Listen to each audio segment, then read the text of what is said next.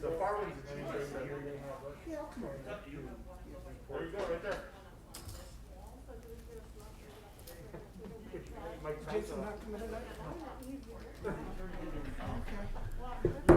Okay, we're going to call this meeting to order for June 25th at 6:01. Okay, just to go over some items on the agenda, or before we get to the agenda, just in regards to the public comments during this COVID-19 emergency. This meeting is in compliance with the Governor's Executive Order N25-20 issued on March 4th, 2020, and N29-20 issued on March 18th of 2020, allowing for a deviation of teleconference rules required by the Brown Act. The purpose of this is to provide a safe environment for the staff and the public to conduct city business while allowing for public participation during the COVID-19 global emergency. This meeting will be held by teleconference. The public may watch the meeting via a live stream, and that has been posted on the website? Yes? Okay. The public participation, the City of Hollister Council chambers will be open to the public during the meeting. However, in accordance to this executive orders of N25-20 and N29-20 and guidance from the California Department of Public Health on gatherings regarding social distancing, seating will be limited and on first-come, first-served basis. In accordance with the executive orders N25-20 and N29-20 and guidance from the California Department of Public Health on gatherings, remote public participation is allowed and public comment time may be limited. If you wish to make a public comment remotely during this meeting, you may use Zoom and register to the link that has been provided on the website. Okay. All right, so we'll call verification of the agenda posting. Good evening. The agenda for the Thursday, June 25th, 2020 Planning Commission meeting was posted on Friday, June 19th, 2020 at 4:50 p.m. Great, thank you, Brian. And if we will please rise for the Pledge of Allegiance.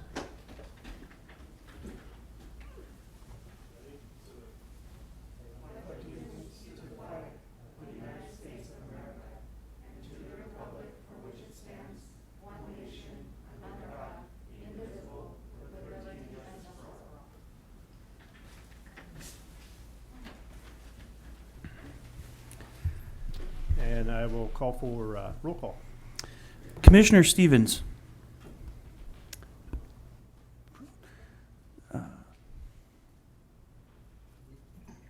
Here. Okay. Commissioner Huboy has an excused absence. Chairperson Munzer. Here. Commissioner Johnson. Here. Commissioner Henderson. Here. Great, thank you, Fred. And if we've all had a chance to review the approval and a vote for the approval of the minutes.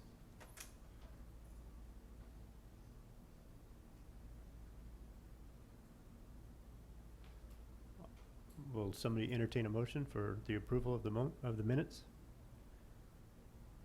I'll make a motion to approve the minutes from our last meeting. I believe it was January was our last meeting. Is that right? Correct. January 23rd. January 23rd. I have a motion. Is there a second? I'll second. There's a motion and a second. All in favor? Aye. Aye. Anybody Aye. opposed? Great, thank you. All right, at this time, communications from the public on items not listed on the agenda. This is the time for anyone in the audience to speak on any items not on the agenda and within the subject matter jurisdiction of the Planning Commission. When the Planning Commission calls your name, please come to the podium, state your name and address for the record, and speak to the commission. Each speaker will be limited to 3 minutes. Please note that the state law prohibits the Planning Commissions from discussing or taking action on an item not on the agenda. Do we have any speaker cards for items not on the agenda? There are not. Great, thank you. So at this time, we'll move on to the public hearings. First item on the agenda, Site and Architectural Review, number 2019-21. And if staff can give us the report.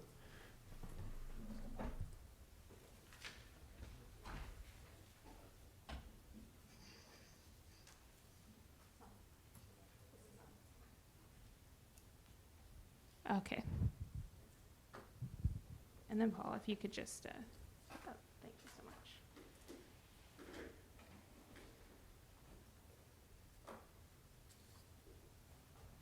Alrighty, thank you, Chairperson Munzer. The first item on the agenda is Site and Architectural Review 2019-21. The applicant is requesting site and architectural approval for the construction of a 151,000 square foot concrete tilt-up building on about 11.3 acres of a total 40.51 acre site. No development is currently proposed on the remaining portion of the project site. The floor plan of the building proposes to be a shell building at this time, but there will be future tenant improvements that are consistent with the M1 Light Industrial Zoning District and Airport Support Zoning Districts. The building is intended to house a smart glass manufacturing company, which is consistent with the current zoning, and it would handle and process glass that's manufactured at a different facility, and no glass would be manufactured at this site. The project was previously approved by the Planning Commission at its meeting of June 29, 2017, per Resolution 2017-16, and the prior approval has since expired.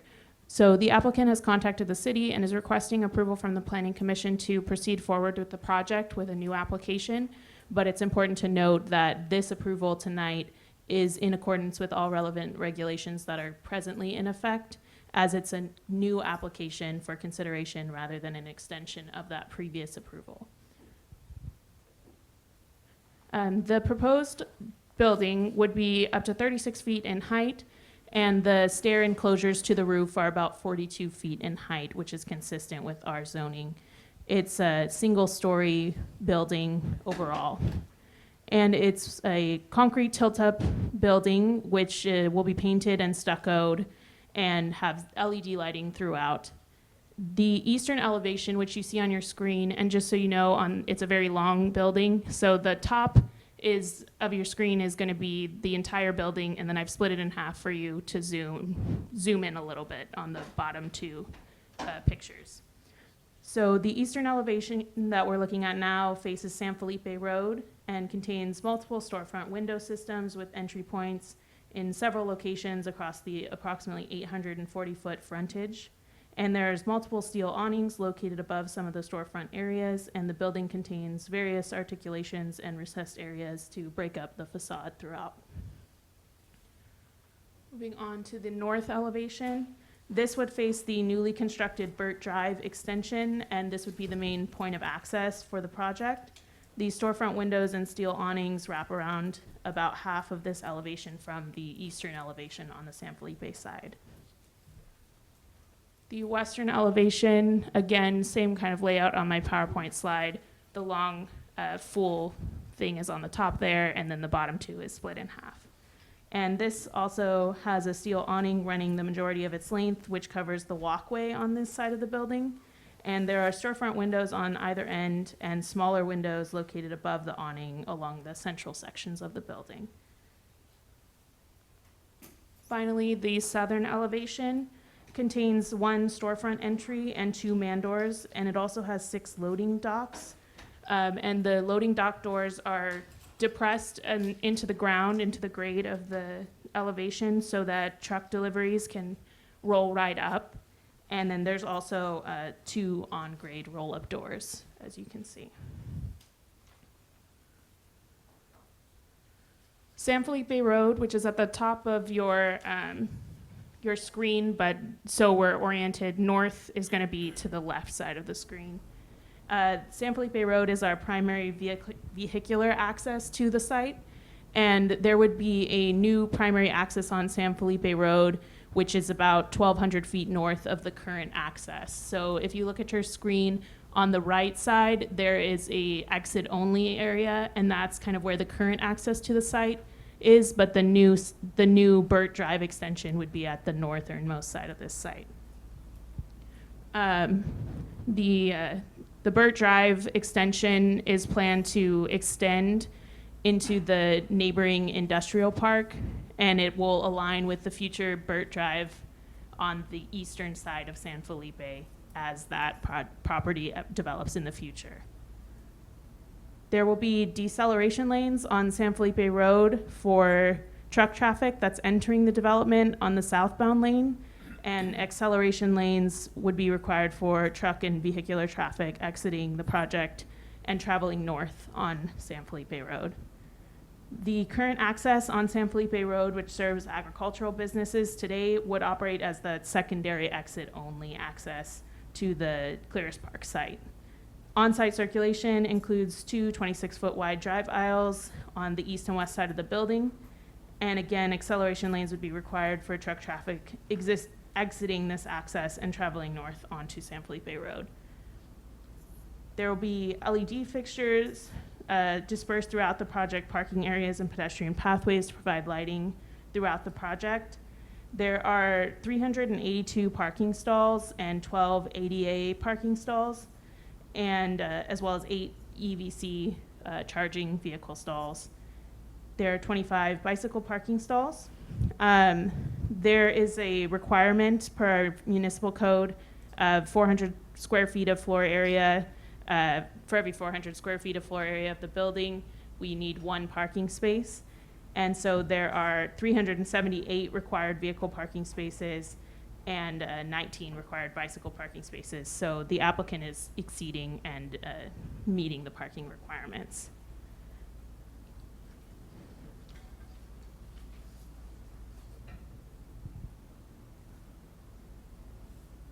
The project site would be landscaped in the areas that are shaded on your screen, so along the San Felipe and Burt frontage, as well as a small strip of area along the southern side of the property. And that's just going to be kind of shrubs and grasses and ground cover as indicated on the plans. The project has about 91,000 square feet of landscaped area, which is about 18.5% of the site. And our project requirement is 10% minimum, so that 18% is exceeding our landscaping requirements in the industrial zone.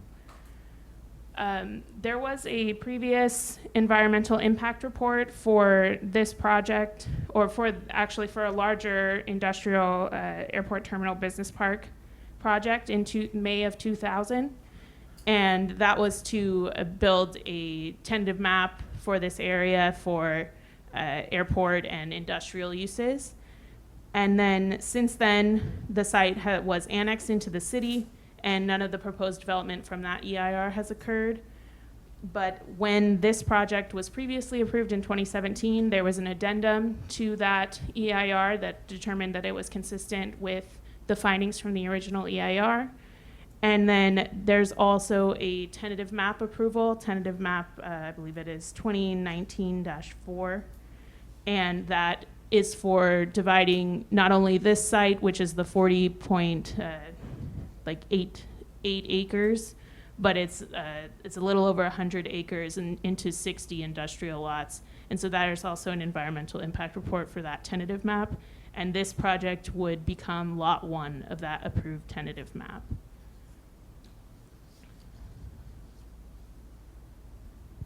And finally, the Hollister Municipal Airport is directly west and south of this project site, and it will need to go through our Airport Land Use Commission for final determination that it's consistent with our Airport Land Use Commission policies.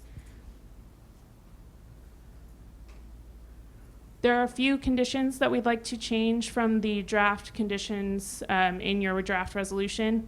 Condition number 32 discusses barricades at roads that end at the property lines. We'd like to strike that as, and if you'll see from the previous slides, there is going to be a roundabout at the end of the Burt Drive extension, which if and when the tentative map improvements go through, that will be extended, replaced and extended with a street that moves through. So there isn't a need for barricades on this project. There's no streets that directly end. So we'd like to strike condition 32. Condition 35 talks about frontage improvements. Again, due to the tentative map also having a current approval, there isn't a need for full frontage improvements along San Felipe Road, but the applicant will be required to underground existing overhead utilities, but we'd just like to strike the word streetlights from this condition. And then finally, condition 38 is similar to condition 32. It talks about a non-vehicular access strip at streets that terminate at the project boundary. Again, we'd like to strike that condition because of the roundabout that's being proposed, the temporary roundabout. With that, staff would recommend that the Planning Commission review the applicant's request, receive all written and oral testimony regarding the proposal, and make the following motion. Adopt a resolution approving Site and Architectural Review 2019-21, subject to the findings and conditions contained in the draft report, but with the changes to conditions 32, 35, and 38 as described. Thank you, and if you have any questions, I'd be happy to answer them. Great, thank you, Eva. Do we have any questions for staff from any of the other commissioners?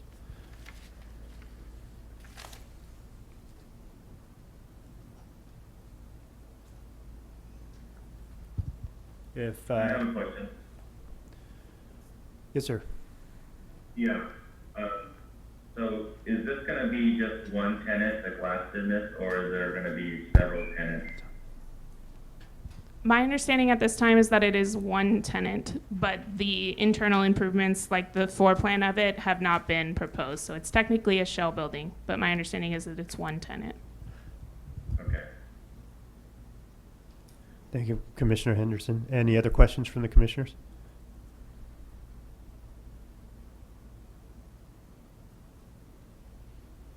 If we have no other questions from the commissioners, I'd like to go ahead and open up this to public comments.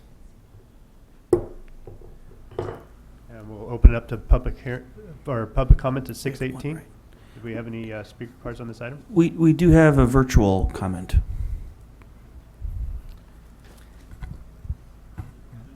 Ann Hall? Ann.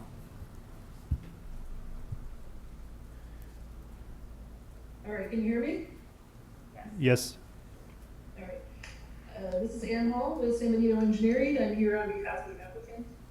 As Eva described, this is a project you've seen before, and we're coming back with it to try and move forward. We've gone through design, and it took longer than expected, so it expired. Anyway, Mr. Nguyen is planning to move forward. We have gone over these conditions with staff. The only comment I'd like to make was, I think we also discussed this a little bit with the tentative map, is on condition 74. I'm not looking for a change. I'm just commenting that in discussion with staff, we agreed that Mr. Nguyen is responsible for any need to change the lift station that he causes. Certainly anything he brings to the project that would cause the lift station to be upgraded is his responsibility. But this lift station has had issues, and staff has agreed that they can provide information for recent projects that have been planned for this lift station, so that we can make sure it gets designed to incorporate not only what Mr. Nguyen is doing, but possibly address their concerns for this lift station that have caused it to be on the CIP list for a while now. But Mr. Nguyen's responsibility is for the changes he brings to the lift station. But I think we've come to an agreement on that subject. And so we're good with the conditions as proposed. And if you have any questions for me, I'm available. Great, thank you, Ann. Any questions for the applicant from the commissioners? We have Kevin Henderson. Yeah, so I think in the last meeting, which I wasn't at in January, there was I believe this was the same project that was discussed, and the subject of roundabout came up. So is there gonna, do we know if there's gonna be roundabouts for sure, or is it gonna be traffic controlled controlled intersections? Would you like me to answer? Yeah, if engineer can answer that question. Yeah, with this project, there is not going to be any intersection control roundabout or anything. constructed. That's going to be constructed with the tentative map. I think when Eva mentioned a roundabout, she was actually talking about the temporary cul-de-sac at the end of Burt Drive. Yes, sorry. Did you hear that, Commissioner Henderson? Yeah, thanks. So can I just say that I'm having a little bit of trouble hearing when people are speaking into the microphone, when staff is, I mean, Eva, with Commissioner Munster and then, yeah, so, But you need your phone. oh, sorry. I'm just saying that I had a little bit of trouble hearing that. Not sure, I think there's something with the microphone, I'm not sure.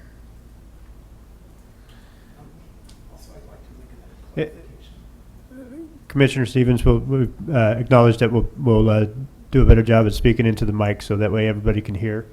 And then the engineer has also another comment in regards to Right. In regard to the lift station, and we will work with San Benito Engineering for any documents that the city may have. We will freely turn those over to San Benito Engineering to review and consider for any design that they come up with. However, San Benito Engineering is going to have to stand on their own to provide a design and analysis for that lift station. So any documents that the city has, we're more than willing to turn over to San Benito Engineering. Great, thank you. Can you have the engineer speak into a microphone, because he's really hard to understand?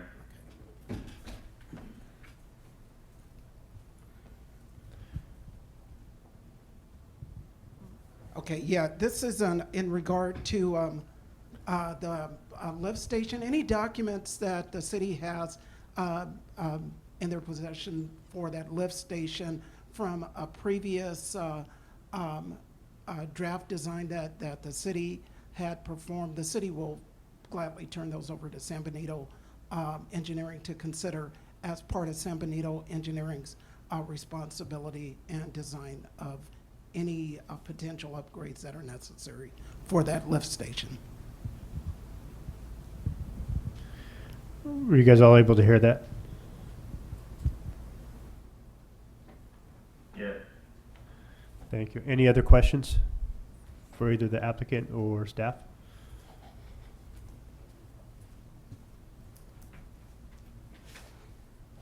If there's no other questions, I will go ahead and close the public hearing at 6:24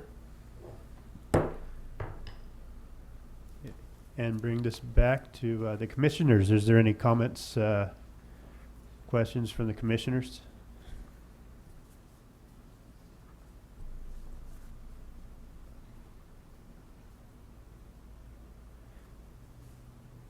If there's no other comments, I will entertain a motion for this item.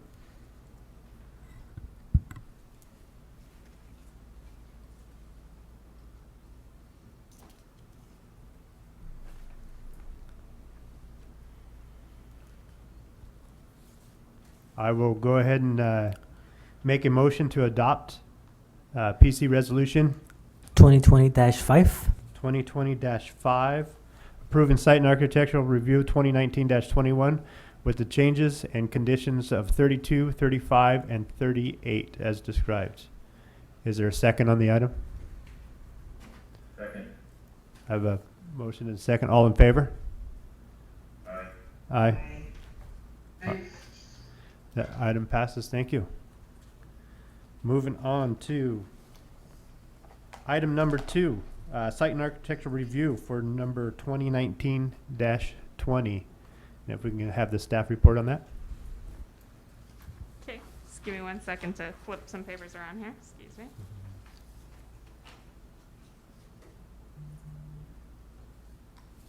Could I get the presentation, please? Yeah, same one. They put them all together and film them.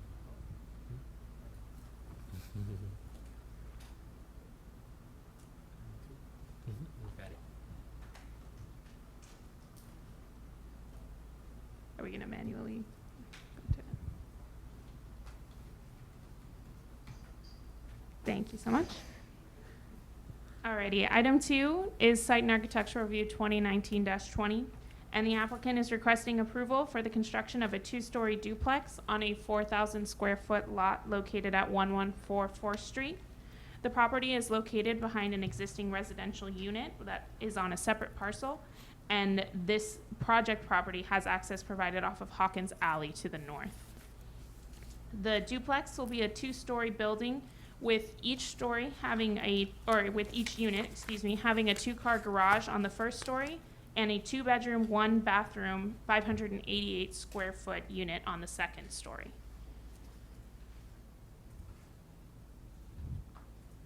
The northern front elevation will face Hawkins Alley. This building will be made of stucco with a composite shingle hip style roof, and this elevation will have an exterior staircase leading up to a covered second-story entrance to Unit 2 of the construction, and there will be a small bathroom window and a larger bedroom window on the second story of the elevation. The western or right elevation, which you can see on the bottom right of your screen, will face the main driveway access to the property, and this elevation will have 2 recessed garage entrances for each of the units, and there will be a window for each of the second bedrooms near the center of the east elevation. The southern or rear elevation is on the bottom left of your screen, and this will be a reflection of the front elevation with the addition of a man door on the first floor, which provides access to the garage of Unit 1. And this access will lead into the private yard area for Unit 1, and it'll also allow direct access to the entry staircase. And finally, the eastern or left elevation will have 2 large windows into the main living areas of the units on the second stories.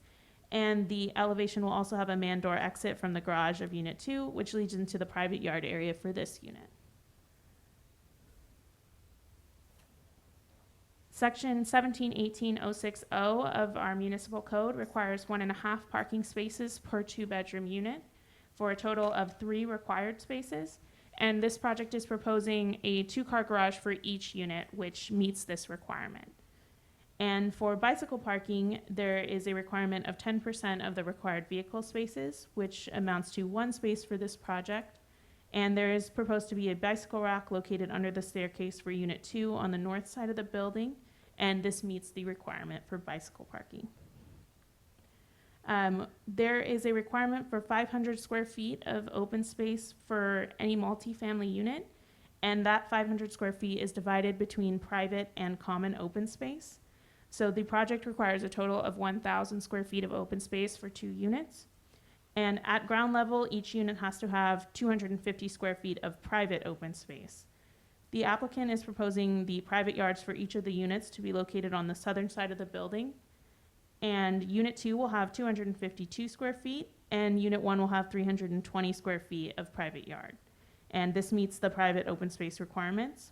And then there is a remaining 428 square feet of required open space, and there is proposed to be a 525 square foot open space area with a small seating area provided as a minor amenity at the southern end of the property, and that's going to be accessible to both units, which also meets our open space requirements.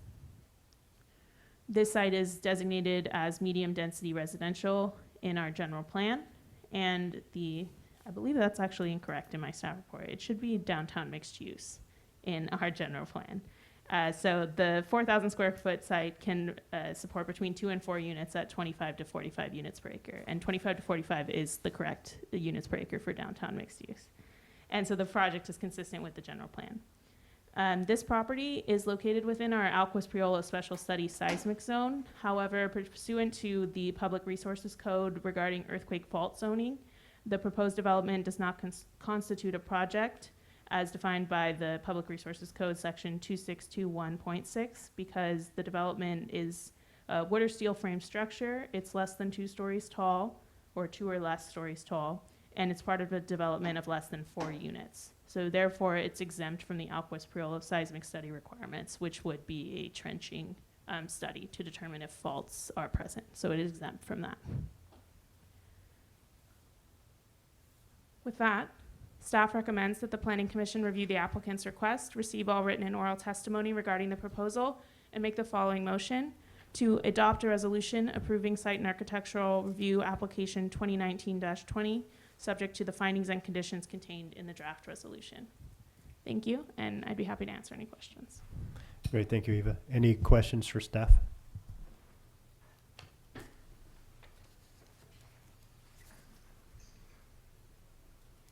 If we have no questions for staff, we'll go ahead and open up to this item to a public hearing at 6:32. Any speaker cards on this item? None. All right, we'll go ahead and close the public hearing at 6:32.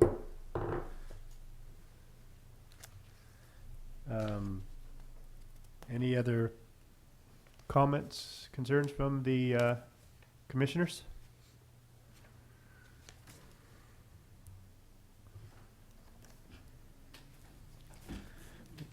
What is the pleasure of the commission on this item?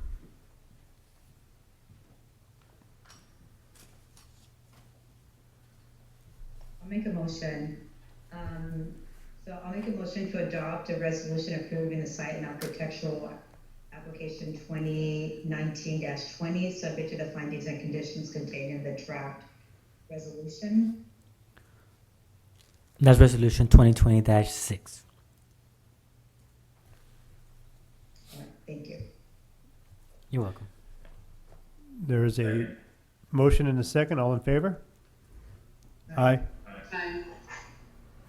Great, thank you. Congratulations on the site and architectural approval for 2019-20. Moving on to item number 3, minor subdivision number 2019-4. Staff report.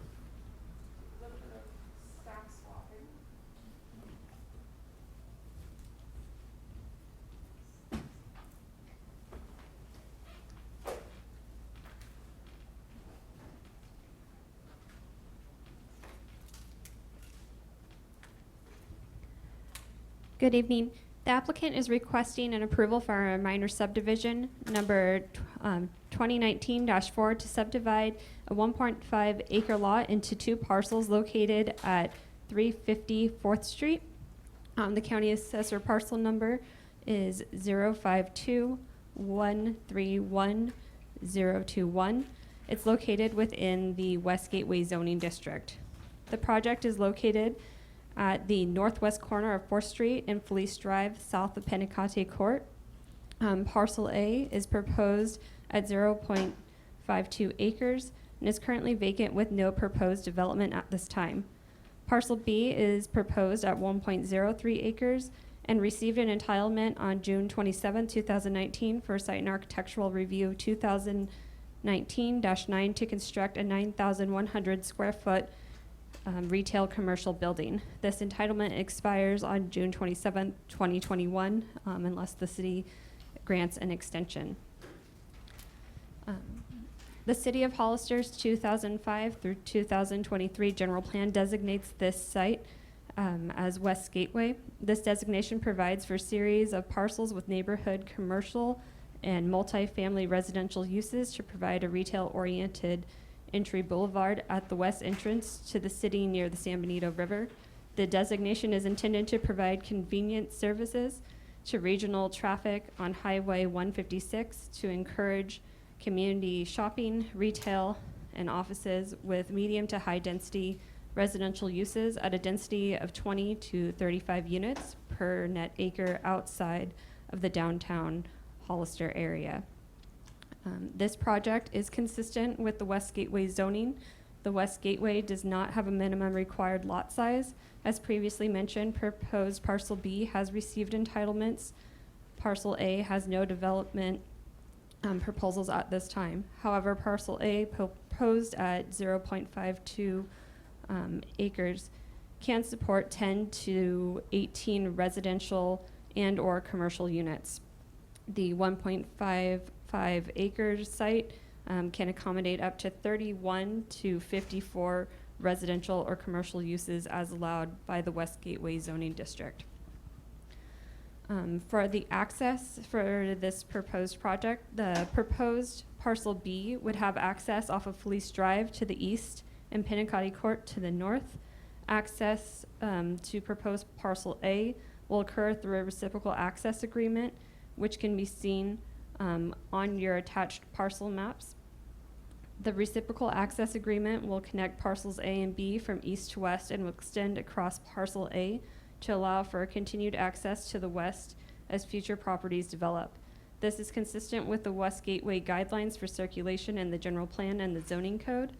A condition of approval has been added to the draft resolution that requires that the developer record a deed restriction on the property, which indicates that once access to Rakovich Way to the west becomes available through future development, the access to Pinacate Court to the north shall be eliminated.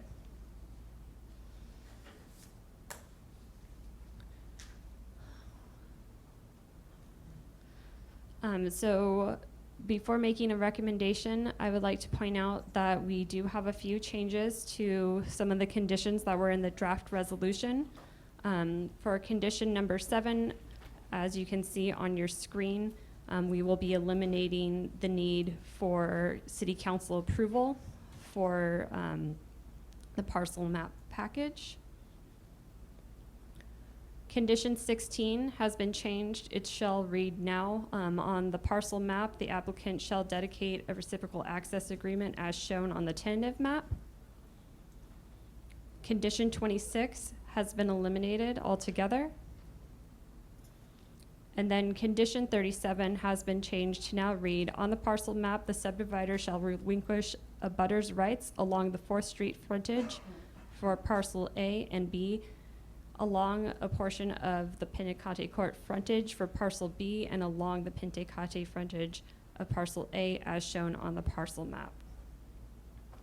And with that, staff recommends that the Planning Commission review the applicant's request, receive all written and oral testimony regarding the parcel, and make the following motion. Adopt a resolution approving minor subdivision 2019-4, subject to the findings and conditions contained in the draft resolution. Are any questions for staff at this time? I have a question. Wasn't this the same property that wanted to build a General Dollar? That is correct. And so, and I guess I'm just confused. Are they still planning on building that Dollar General there, or are they nixing that, or? So at this time, this particular proposal is to divide the lot, to subdivide the lot. I don't want to get them mixed up right here on which parcel. Let me go back. So parcel B is what will have the Dollar General, and that was the entitlements for a commercial retail business that I was mentioning earlier. That is planned to still take place. They still have entitlements. They're going through the process of submitting to development services. And right now on parcel A, we do not have any proposals at this time. So this, what they're coming for tonight is to just subdivide the parcel. Okay, thank you. So I have a question. Are there or would there be any, or anything that we should consider in terms of impacts to the neighbors, to the businesses, etc.? Is there anything that we should know about impact? Sorry, can you guys hear me? There we go. At this time,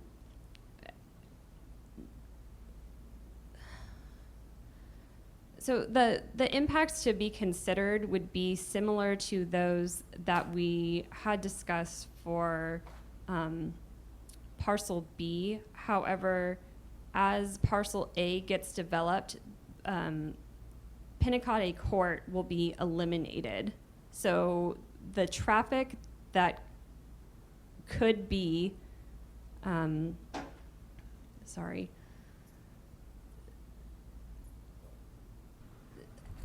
I'm trying to, so until parcel B is developed, they will still have access through Pinacate and through Felice Drive.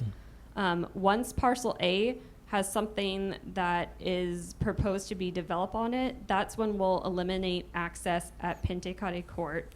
So the traffic that would have previously impacted it will no longer be going onto Pentecostal Court.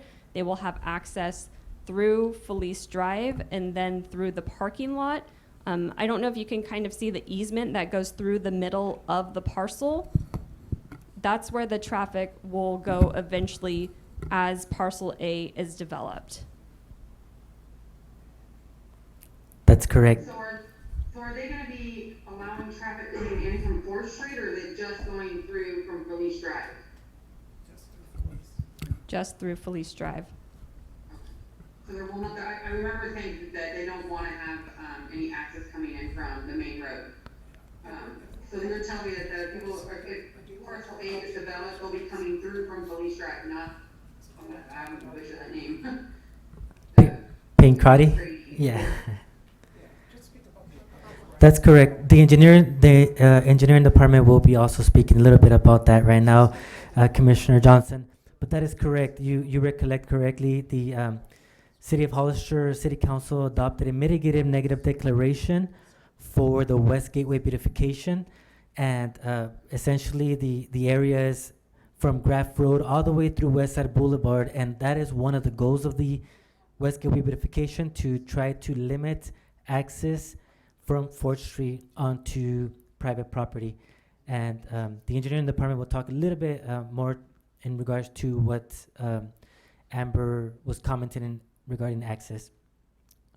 Okay, so I know the biggest problem the residents have, they're worried about a lot of traffic. Right. There's a lot of cars coming through their neighborhoods. It's been a court for so long, they don't have any traffic. Right. I just wanna make sure that I understand that there will not be access to parcel A from that court once it's developed. Yeah, so right now, with the approval of Dollar General, access would be from Felice Drive, which is the access that is abutting the San Benito Health Foundation off of 4th Street, and there will also be access from Pancrati, the cul-de-sac. And your recollection is correct. We did have various members of the area come in and speak about their concerns, especially people who live on Pancrati. And one of the things that staff talked about at that planning commission meeting, and we're also indicating today in our resolution within the conditions of approval, is that for the Dollar General, the access would be Felice Drive, Pancrati. However, upon development of parcel A, which consistent with our West Gateway zoning district, it can be a combination of a high density residential and or commercial. So upon that development, there is a condition of approval that would essentially eliminate the access from Pancrati, and it would only be through Felice Drive. And then upon future development of the parcel to the west, essentially there is a condition that indicates that the access will continue to the west and align with Rakovich Way, essentially not creating any new driveways along 4th Street and maintaining that Rakovich Way 4th Street intersection. So when parcel A is built out, does that mean that the Dollar General will no longer have like access to their parking lot either from Pancrati Court and only from Felice, or will they still have access to the parking lot from there? Pancrati. Parcel A. Once parcel A is built, that's a really good follow-up question. Once parcel A is built, my understanding is Pancrati will then, at that point, be eliminated, and it would only be through Felice Drive. And so they will only be for the residents who essentially have access to that parking lot, or I'm sorry, to that court. Correct. The residents that are existing, single-family homes at this time that are existing along the north side of Pancrati, that is correct. Okay, thank you. You're welcome.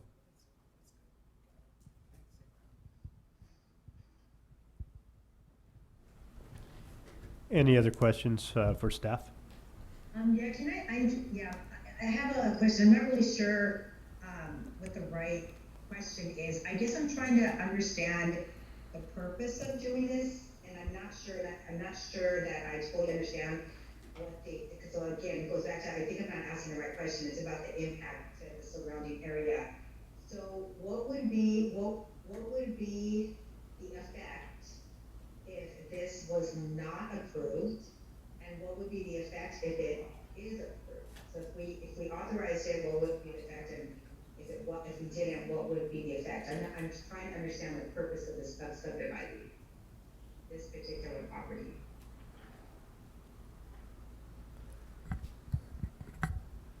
Thank you. That's a really good question. That is a really good question, Commissioner Stevens.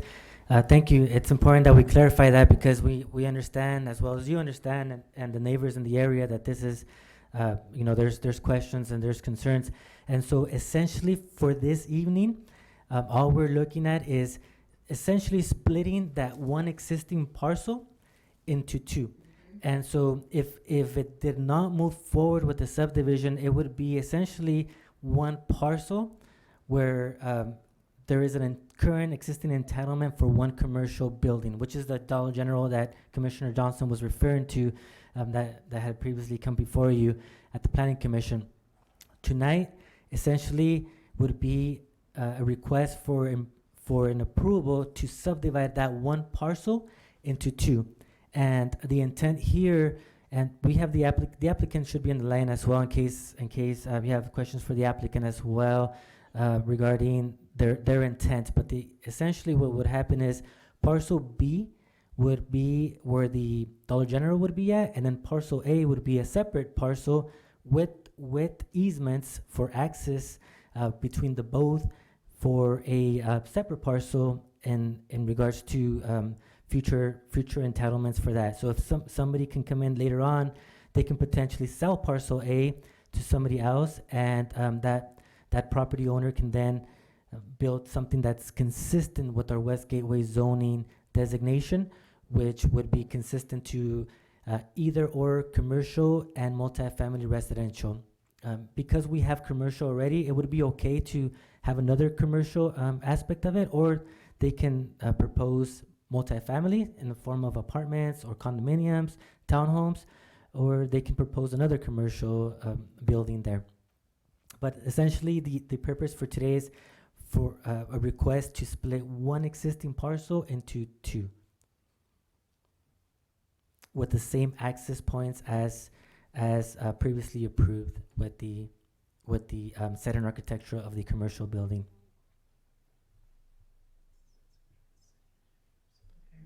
Great, thank you, Abraham. Any other questions for staff? If we have no additional questions from the commissioners, I'd like to go ahead and open this up to a public hearing at 6:49. Do we have any speaker cards on this? Doesn't appear we do virtually or in person. The applicant is waiting, but he has not requested to speak. But I'm sure if there's any questions for the applicant, he's in the line as well, just in case there's any questions. Is there any questions from the commissioners to the applicant in regards to this project?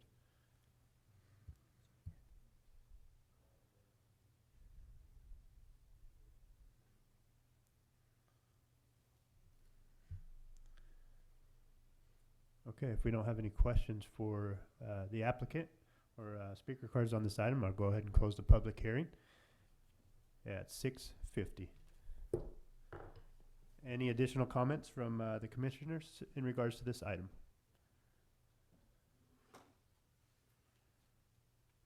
I just have just a comment. I would hope if we were able to do this, that the residents of the neighborhood that really did not want the Dollar General, because I know their biggest concern was traffic in their court, because it has been a court for so long, and it's just the residents, that finding out that it may be closed off, that I can't speak for them, but I would hope that maybe that would give them some relief a little bit, I guess is the word I'm looking for, that there won't be as much traffic on the road, or in front of their own homes.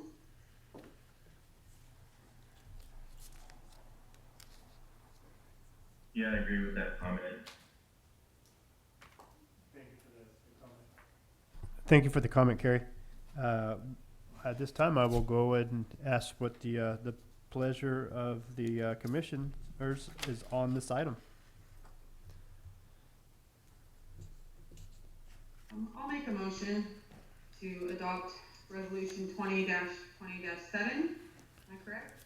Correct. Approving minor subdivision 2019-4, subject to the findings and conditions contained in the draft resolution, with changes to conditions 7, 16, 26, and 37 as presented. There's a motion. Is there a second? I will second the item. There's a motion and a second. All in favor? Aye. Aye. Aye. Great, thank you. That item passes. Moving on to item number 4, site and architectural review 2020-4. We can have the staff report on that item. Yes, we'll have our Development Services Technician, Rose Redlich, come to the front and we'll present our item number 4, Mr. Chair, members of the commission. Thank you.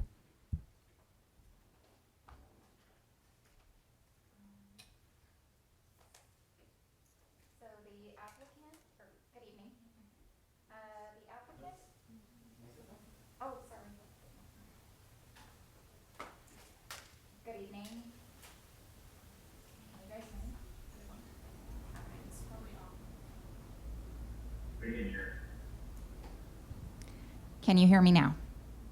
Zoom should be able to hear, but CMAP can't. Yeah. Okay.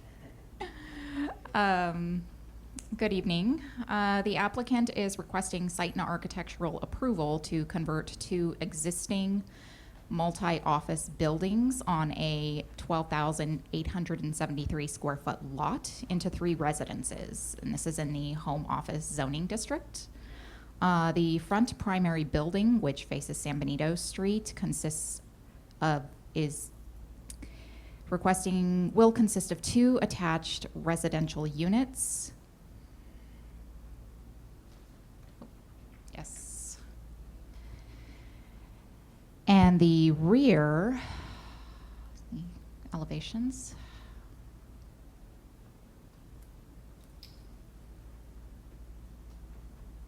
Sorry, this thing is not working. There we go. And the rear existing building will consist of 1 residential unit for a total of 3 residential units on the property. Per the zoning code, the home office district allows multifamily residences. Additionally, the housing density for the home office district is 8 to 12 units per acre. Therefore, a nearly 1,300 square foot lot can have up to 3 residential units. This makes the project consistent with the zoning code and the general plan. Right now, I'm showing the floor plans, the proposed floor plans for the main building. Unit A will be a 2-story, 2-bedroom house. And Unit B will be a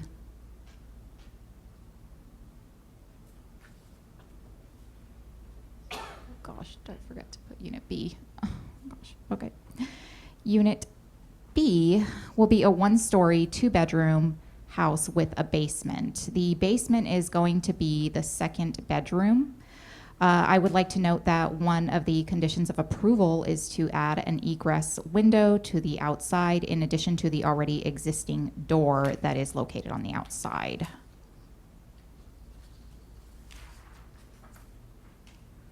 Another condition of approval is that the water heater in the basement be moved to an outside location per building safety code.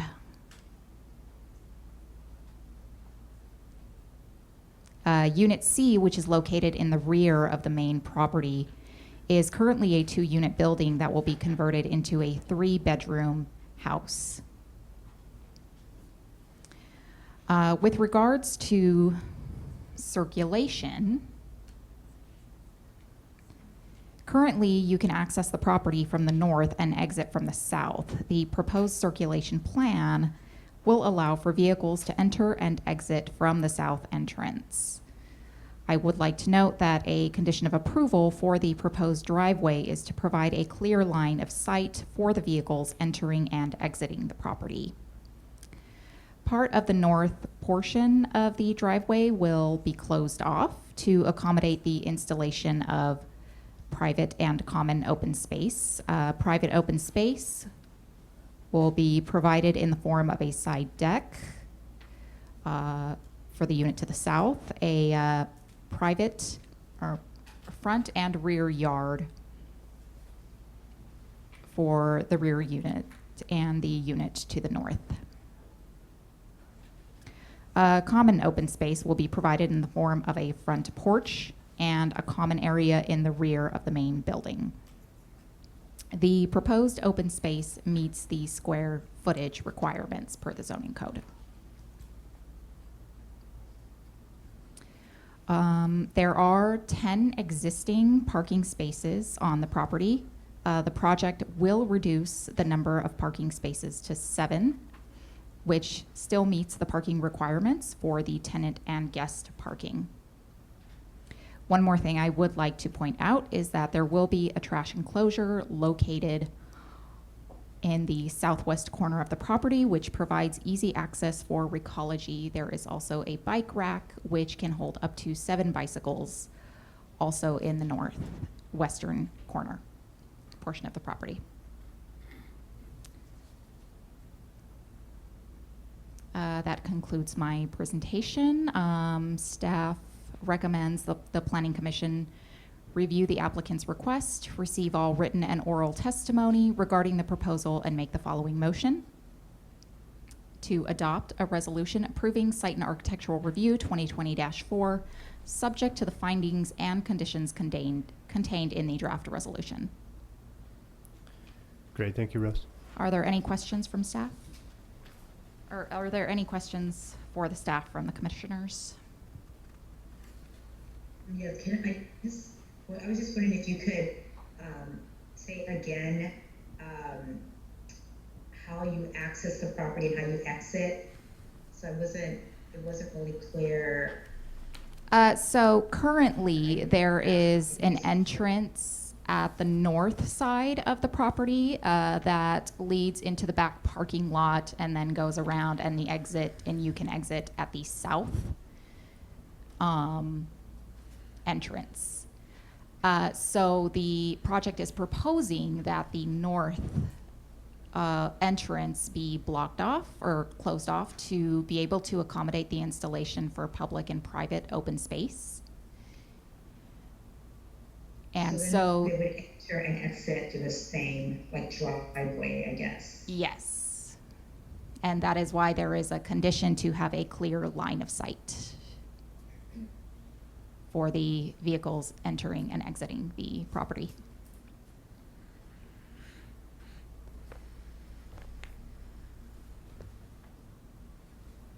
Okay. Any other questions for staff? Yeah, I have a question. So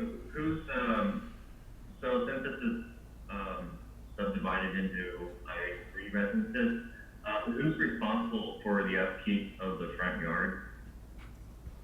I don't know, Abraham? Yes, thank you, Commissioner Henderson. There is a condition of approval that would require that the property owner enter into a agreement indicating specifically how it is that the property owner will be maintaining the premises, the landscape, all the roads, any type of maintenance. It would be specifically detailed. It would be reviewed by staff. We would review it, make sure that we agree with it, and then we would require them to record it with the property, so that way the existing property owner or any subsequent property owner would be responsible to make sure that everything is upkept within the site. The renters, if that is the goal to rent the units, that would be perfectly okay. However, the property owner would be subject to the requirements of that recorded document, the maintenance, recordation of the maintenance for the site. Thank you, Abraham. Welcome. Any other questions for staff pertaining to this item?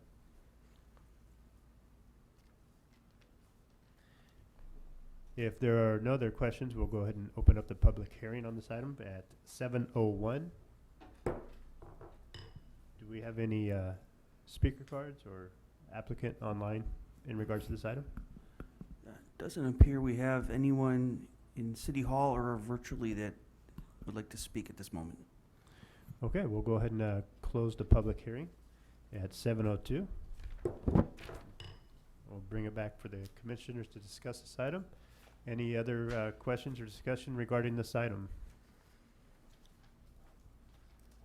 Yeah, I had a comment and a question. So I'm not a fan of the rock in the front yard, and I'm wondering if there could be a condition.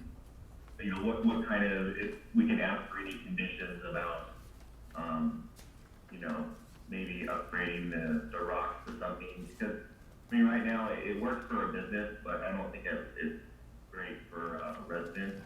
So, is that something that we can ask for? And is there any suggestions on what we could, any suggestions from the commissioners about what we could ask for, if anything?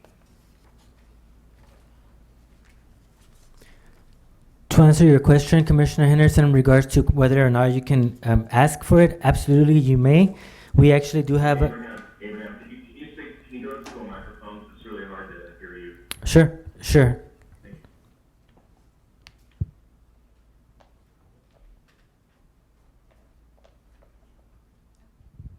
Commissioner Henderson, can you hear me? Yes. Oh, okay. I think it's better here in the front where we have the microphone that's a little bit more sensitive. So what I was indicating is that to answer your question, Commissioner Henderson, in regards to whether or not a condition can be applied, absolutely, it can.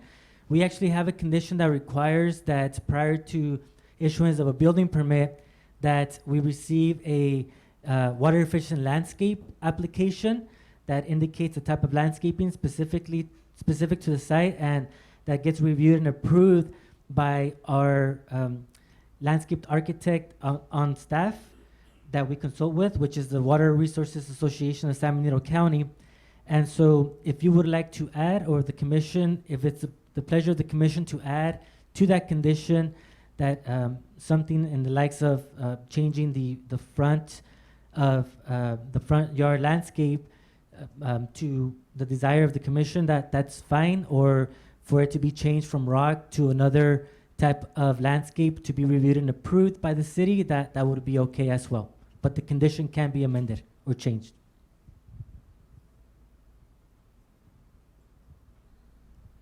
Okay, thank you for that. So yeah, that's my opinion. I think that the landscape should be improved a little bit, going from office to residential, but I'd like to hear if any, the opinion of the other commissioners. Abraham, can you say again what the expectation is for the landscaping plan? Is that like a better time to ask for something more specific rather than here? Or is that, or I should say not better, but is that another opportunity to ask for something specific? I don't really have a preference. I think it's fine, but I do think, especially like Kevin said, and like Commissioner Henderson said, it's residential. It probably makes better sense to do something different. But I don't really have a preference personally. But I'm wondering if it's something that would be okay to wait for when we ask for the specific landscape plan. Definitely, Commissioner Stevens. Can you all hear me? Yes. Very well. So what we ask for, Commissioner Stevens and Planning Commission, is we want to make sure that we, as a city of Hollister, are upkeeping or are conforming to the state's requirement for water efficiency. And as you can see, in a lot of new development, a lot of the front yards for residential and even the common open space for commercial or industrial establishments, you see that the landscaping is a little different than before. Before, a lot of the single-family homes that were built like in the 90s or before, you see a lot of regular front yard grass, and we've come to know that. We've known all along that for example, uses a lot of water to make sure that it's green, and so in 2011, if I'm not mistaken, there was a new state legislature that came out that basically required that all new developments that were approved in cities in California maintained a water efficiency type of landscape. And so because of that, or since then, we require that we see a landscape plan when we approve entitlements or prior to approving entitlements. However, the next step would be that prior to issuance of a building permit, that plan comes in with specifics, the specific type of ground cover, specific types of uses of bushes, specific types of trees, and we also want to make sure that we see a specific irrigation plan that shows us how much water is going to be used to make sure that the landscape is going to be upkept. And so there's specific thresholds that we have to use that the applicant cannot go over, to make sure that the water is that not so much water is being used on the site. Because if you've as we know, the Water Resources Association, Sean Novak, he commonly comes to the city council meetings and makes his presentations and indicates that the majority of water that's used in a property is mainly for exterior uses, for landscaping. And so that's why we want to make sure that we keep compliance with this ordinance, and he's actually our landscape consultant. So essentially what would happen here is prior to issuance of building permit, the applicant will submit that plan to us. We will then send it over to Sean Novak for their review and conformance. So for tonight, if the desire of the Planning Commission is to have that landscape in the front change from a rock type of landscape to something different, such as either maybe some bushes or some type of ground cover that's not going to use a lot of water, that's okay. And you can either give us that discretion as a city to make that approval, or if you want something particular now, you can make that recommendation as well. I hope that helped. I personally do not have a preference. I'm okay with leaving it as is. I'm also okay to hear more from Commissioner Henderson about what he might want to propose as a condition.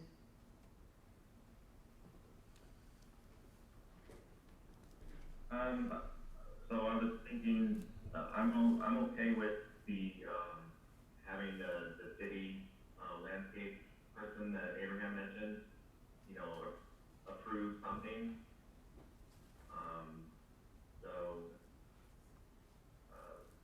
I think the motion would make would be to replace the rocks with some other how do you word it,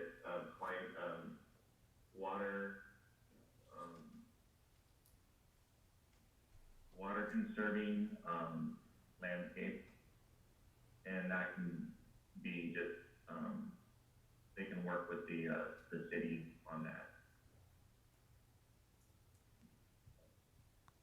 That would be okay if that's the pleasure of the commission.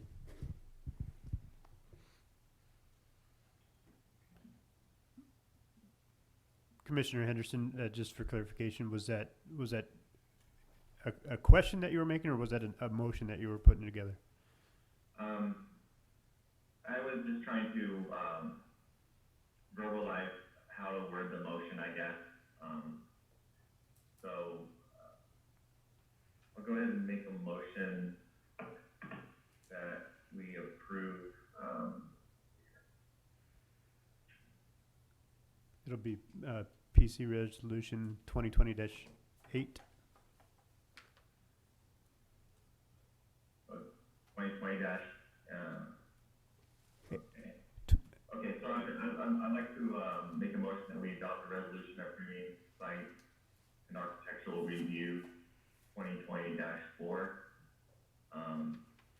subject to the findings and conditions contained in the draft resolution, but with the added condition, that the applicant work with the city landscape,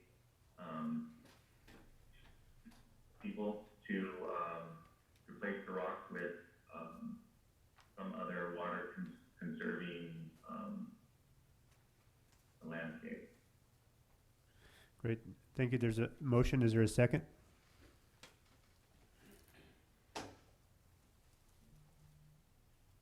Is it, I just want, can I make a comment, or should we wait for the second and then I make a comment?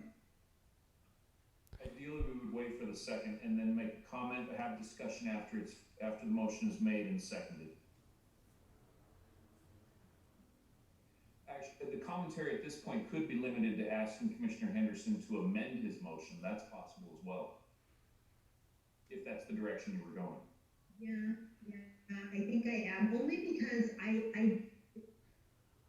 think that, personally, I think that it's okay, the rock is okay. I think it would look a little nicer if there was some additional bushes or shrubs around the building, but it's also a personal preference, and I'm concerned about putting a personal preference into a condition for somebody who owns this property. I think rock is okay. I see a lot of homes with rocks in front of them, and I think they look fine, and they add other, kinds of shrubs and trees and things like that. So I just am a little concerned about putting a condition that is preference, and when I think it's just a difference of like what your aesthetic is. And I personally think it looks okay. I think it would look nicer with a little bit more shrubs and more bushes or a tree or something, but I think it's fine. So I was kind of thinking that, so the reason I asked the question earlier was I was thinking if we could wait until they worked with the city, maybe they had a different idea for a landscape plan, but I think putting that as a condition to approve this, I'm a little concerned about that. Okay, just to reiterate, there's a motion on the floor. Was that an amendment to the motion that you were proposing? Yes. So the amendment would just be to make the motion without the condition, and then we would wait for the plans that they would put together with the city. Just see what. So I'm not sure if that's an amendment or if that's just, the original, draft resolution. Right, so it would just be an amendment to the wording that you used, Commissioner Henson, on your motion. Yeah.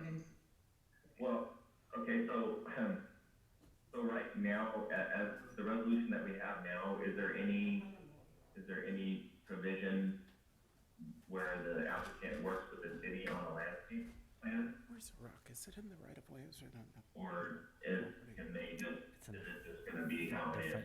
front yard? Maybe that's a question for Abraham. And I'm sorry, we do seem to be getting a little far afield from amending or making a second here. I think what would probably, in order to keep everything as clear as possible at this point, what would be appropriate is to either look for a second of Commissioner Henderson's original motion, since he didn't specifically accept that amendment, or he could withdraw it. There could be further conversation, and then he could make the same motion or a different motion, or anyone else could make a motion. That might just keep our chain of events a little more clear here.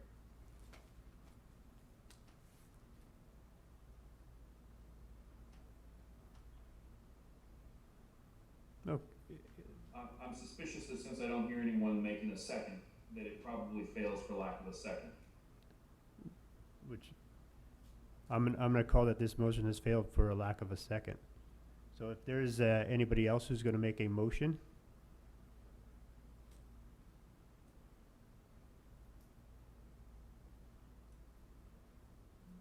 I'll just make the motion to adopt the resolution approving site and architectural review 2020-4, is that right? It would be 2020-8. 2020-8, subject to the findings and conditions contained in the draft resolution. There's a motion. Is there a second? I will second that motion. There's a motion and second. Any other further discussion? All in favor? Aye. Any opposed? No. Okay, moving on to item number 5, site and architectural. Mr. Chairman, I apologize for interrupting. I didn't actually hear what the result of that was. Was the motion adopted, and then what the vote was? If we could state that clearly for the record. Should we do a roll call? Yes, let's if we can ask staff to do a recall or not a recall, a Roll roll call. call on the vote. I mean, I was the only no, if that clarifies it. All right, so for the record, the motion was adopted 3-1 with Commissioner Henderson casting the no That's vote. right. Is that correct? And I'm sorry to be so picky. That is Trying correct. to make the record clear. That is correct. Okay, moving on to the next item. Site and architectural review number 2020-2.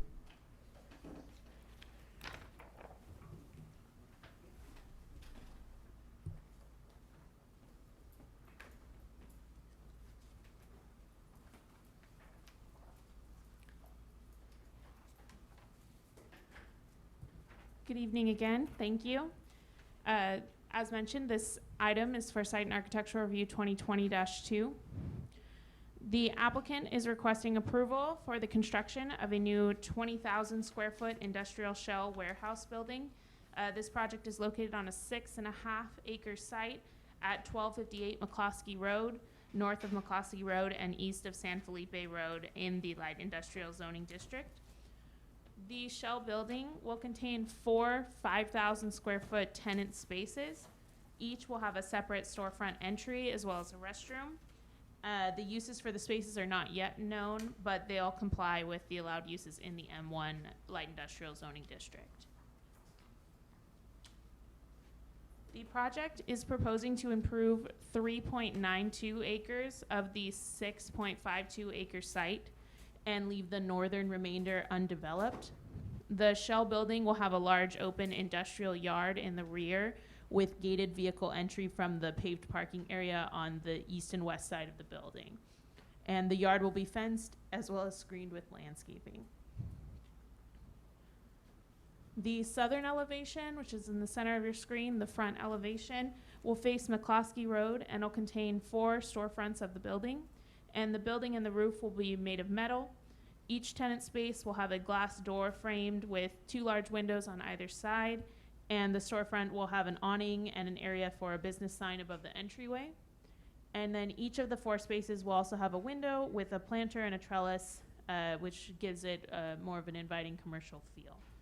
And it's proposed to be lit with LED wall lights in between each of the entryways.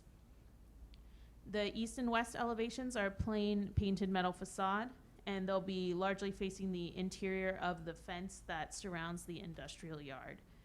And then finally, the northern or rear elevation will have 4 large roll-up doors, 1 for each of the tenant spaces. And this facade is also painted metal, and again, there will be LED light fixtures next to each of the doors.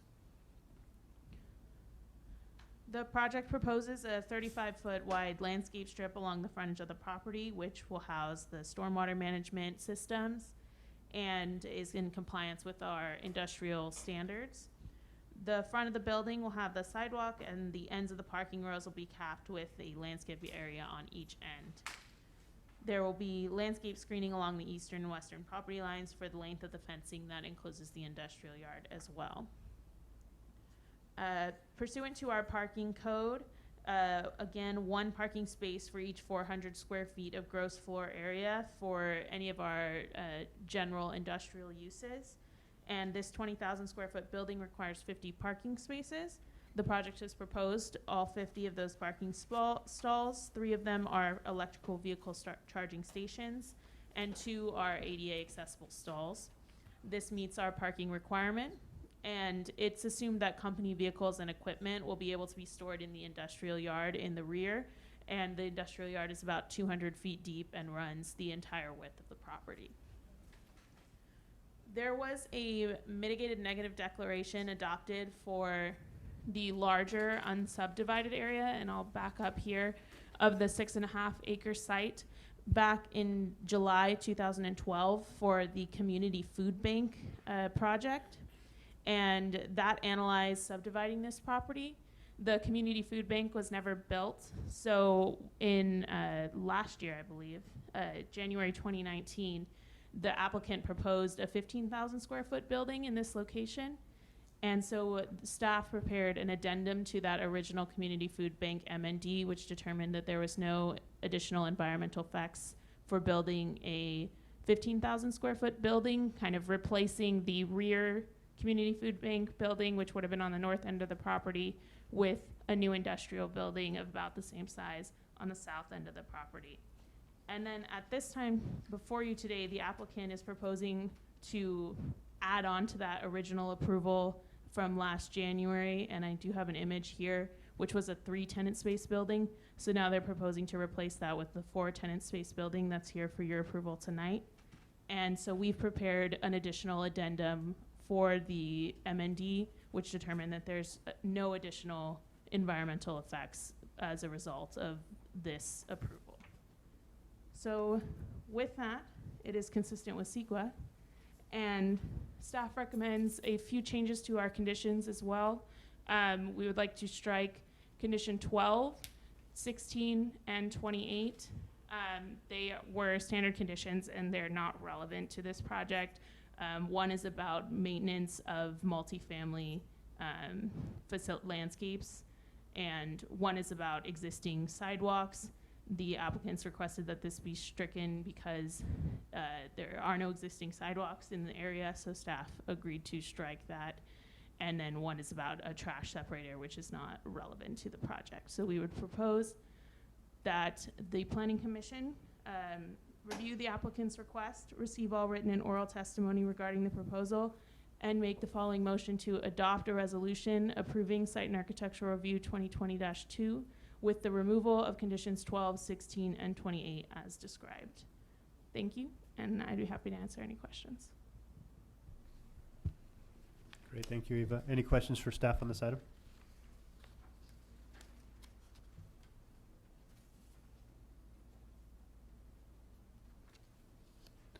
If there are no questions for staff, we'll go ahead and open this up for a public hearing at 7:24.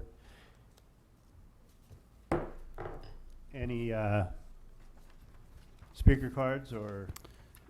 No speakers from City Hall or the virtual realm.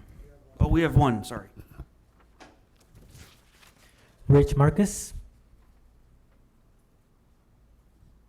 Yeah, good evening, Planning Commission. My name is Rich Marcus. I'm with Marcus Building Systems here in Hollister. We are representing the owner group on this project, and as staff mentioned, the purpose of the resubmittal of this project was based on, after the previous approval, doing the cost analysis for construction, the cost associated with all the site improvements, road improvements, and whatnot, really didn't make it feasible to build the 15,000 square foot building. So the owner decided to pursue this 20,000 square foot project to make the price per square foot more accommodating. So really the only changes from the previous approval, as staff mentioned, was the addition of the 5,000 square feet and the adjustment to the number of parking stalls. So if there are any questions for me, I'm available. Thank you, Mr. Marcus. Any questions for the applicant on this item from the commissioners?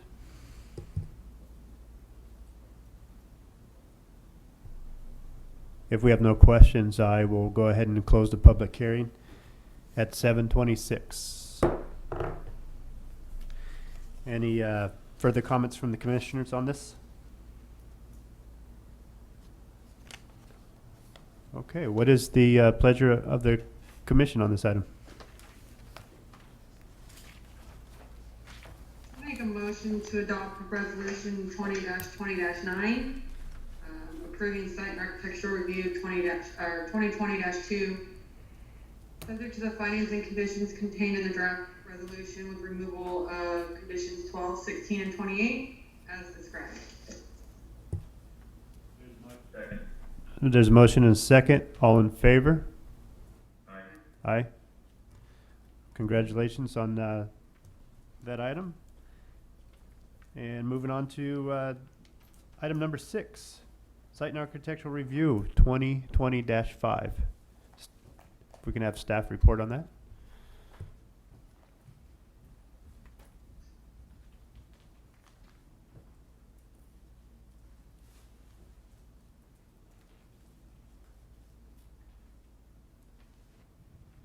Thank you. The applicant is requesting a site and architectural approval for the construction of a 2,250 square foot addition to an existing 6,150 square foot industrial building on a 0.acre lot.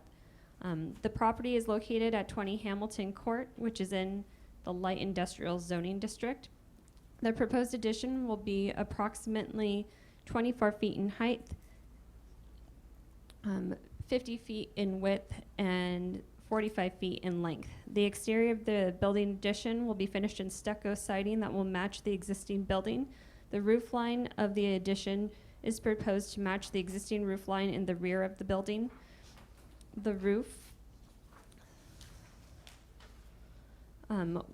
will have composite shingles to match the existing roof. The west elevation will have 2 roll-up doors with 2 man doors, 1 on each side. The eastern elevation will have a single man door. The northern elevation is proposed as a 1-hour stucco finished firewall. According to the applicant, the existing portion of the building will continue to house administrative operations. The newly proposed portion of the building will house CNC drilling and testing operations. CNC operations includes drilling holes into copper panels, which is used in the manufacturing of circuit boards and the storage and staging of panels.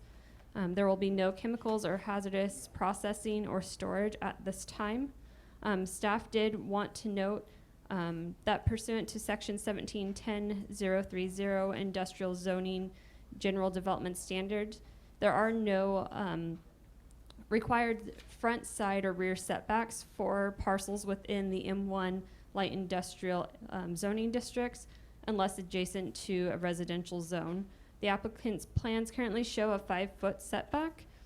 And let me switch the slides so you guys can see. This 5-foot setback is between the north side of the property and the building itself.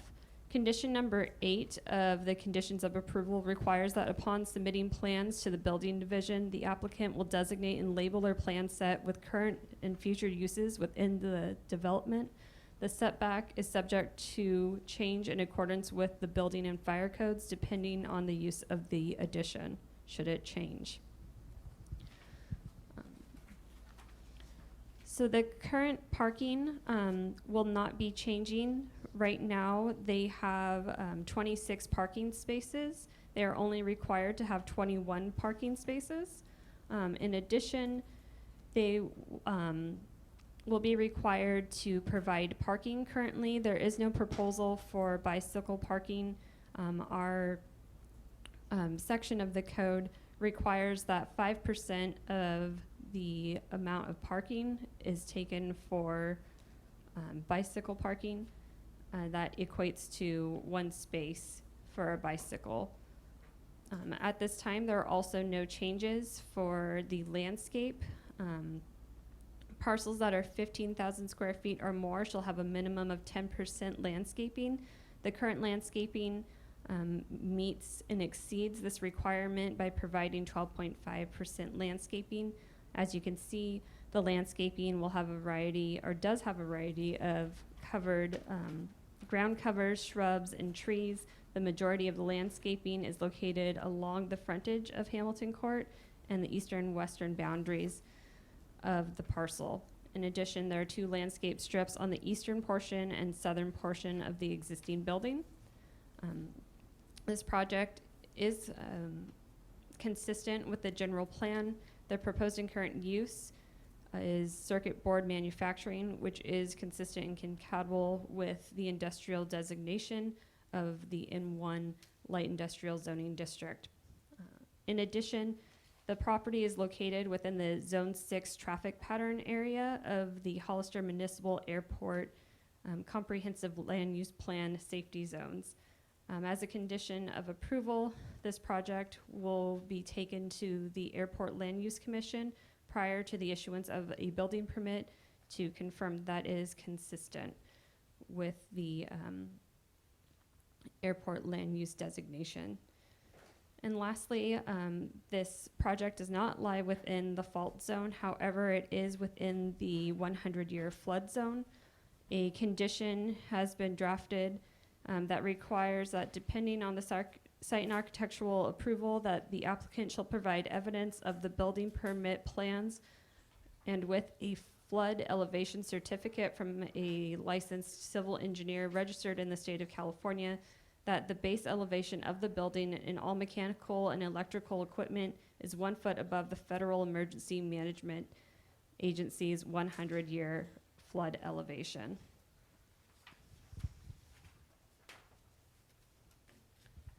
And with that, staff recommends that the Planning Commission review the applicant's request, receive all written and oral testimony regarding the proposal, and make the following motion. Adopt a resolution approving site and architectural review 2020-5, subject to the findings and conditions contained in the draft resolution. Are there any questions for staff?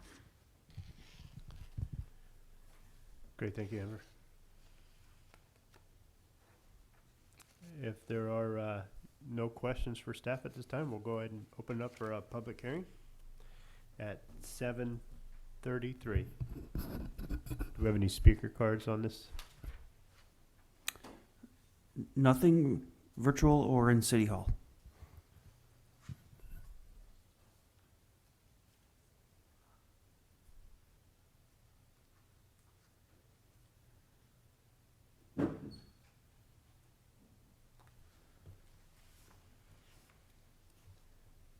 Is that a confirmed negative? Are we okay?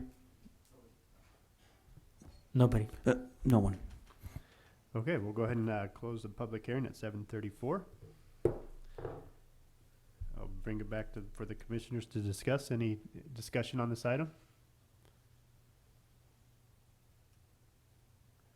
I will, I'll ask what the pleasure of the commission is on this item.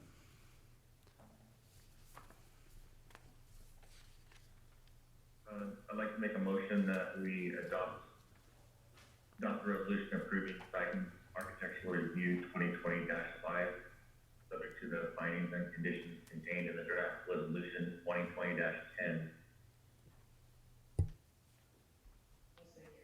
right, motion is second. Any further discussion? All in favor? All in favor? Aye. Aye. All right, congratulations. Moving on to item number 7, amendments to Title 17 zoning to the Hollister Municipal Code. Staff report for this item.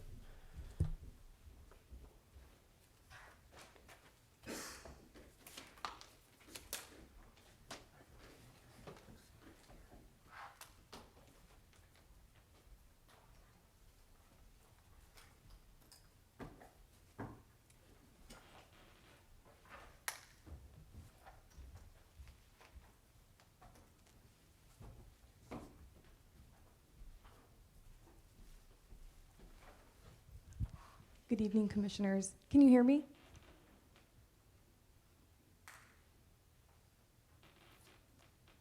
Can you guys hear me? Oh, great. Good evening, Commissioners. Staff is requesting to amend miscellaneous sections of Title 17 zoning of the Hollister Municipal Code to assure internal consistency, identify permitted uses, and implement standards in the Hollister Municipal Code regarding where cannabis facilities may be permitted and regulated as already intended by the code, in the commercial and mixed-use, industrial, and airport support zoning district. In June of 2019, Council was presented with a request of approval of amendments for commercial cannabis uses and other text changes. These amendments were based on public comments and input from the community at the May 13th, 2019 Town Hall meeting. On June 17th, 2019, City Council adopted Ordinance 1179, which amended Chapter 542, Cannabis Facilities Regulatory Permit of the Hollister Municipal Code. The proposed amendments to Title 17 will identify where cannabis facilities may be permitted by conditional use permit as already intended by Chapter 542, Cannabis Facilities Regulatory Permit in the following zoning districts: commercial and mixed use, industrial manufacturing, and airport support zoning district. The proposed amendments to Title 17 assure internal consistency of land use designations that have been previously approved. The proposed amendments to Title 17 will identify, the proposed amendments to Section 1708020, commercial and mixed-use zone land uses and permit requirements at the cannabis facilities to Table 1708-1. The cannabis facilities which may be permitted by a conditional use permit in the North Gateway are cannabis cultivation, delivery, dispensary, distribution, manufacturing, nursery, and testing. The West Gateway are cannabis cultivation, delivery, distribution, manufacturing, and testing. There is an additional use regulation note number 28 that will be added, which will refer to Chapter 542 for regulations and provisions for cannabis. The proposed amendments to Section 1710020, industrial manufacturing zone land uses and permit requirements add the cannabis facilities to Table 1710-1. The cannabis facilities which may be permitted by conditional use permit in the light industrial and the industrial business park are cannabis cultivation, delivery, dispensary, distribution, manufacturing, nursery, and testing. And there is an additional use regulation, note number 7, which will refer to Chapter 542 for regulations and provisions for cannabis. The proposed amendments to Section 1712-030 land use and permit requirements for the airport support zoning district add the cannabis facilities to Table 1712-2. The cannabis facilities which may be permitted by conditional use permit in the airport support are cannabis cultivation, delivery, dispensary, distribution, manufacturing, nursery, and testing. And there is an additional use regulation, note number 5, which will refer to Chapter 542 for regulations and provisions for cannabis. These cannabis facilities are consistent with Chapter 542, specifically with Section 542-160, cultivation, nursery, dispensing, manufacturing, distribution, delivery, transportation, and testing locations. With that, staff recommends that the City of Hollister Planning Commission review the request, receive all written and oral testimony regarding the proposal, and make the following motions. Adopt a resolution recommending to the City Council the adoption of the amendments to Title 17 zoning of the Hollister Municipal Code. That concludes the presentation, and staff is available for any questions. Thank you. Great, thank you. Any questions for staff?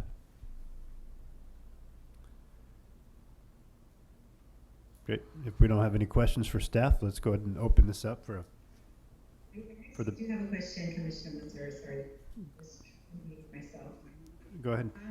My question is specifically it's not on the resolution or on the staff report, but it's more it's from the actual ordinance. And I was just wondering if someone on staff could explain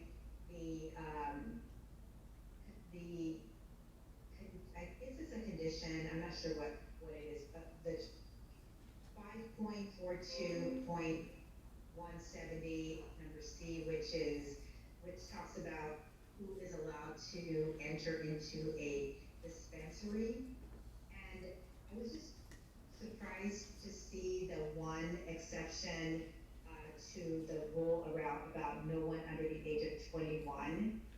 That there's an exception if an individual is a qualified patient and accompanied by his or her licensed attending physician, parent, documented legal guardian or designated caretaker.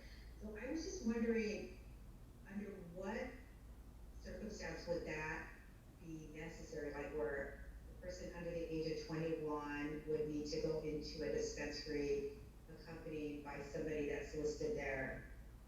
I'm curious about why that's in the ordinance. Maria? This is Maria. I'm the Cannabis Affairs Manager. Can everyone hear me? Yes. Good, thanks. So that was specifically drafted for medical patients. So according to the state regulations, patients that are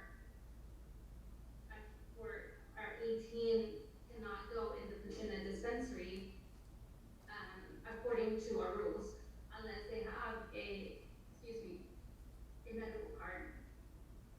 Or they can also come in if they are if they're specifically coming in with a person that is disabled or whatever and that needs medicine. Does that make sense? And it's specifically all for medical purposes. Yeah, but is it only for those people that are adults, like for 18 to 21? Because the way it reads here, it just says no individuals under the age of 21 shall be allowed, and then it lists who has to accompany them. So are you saying that it's only people that are over 18? That They rule have- applies? If they have a medical card.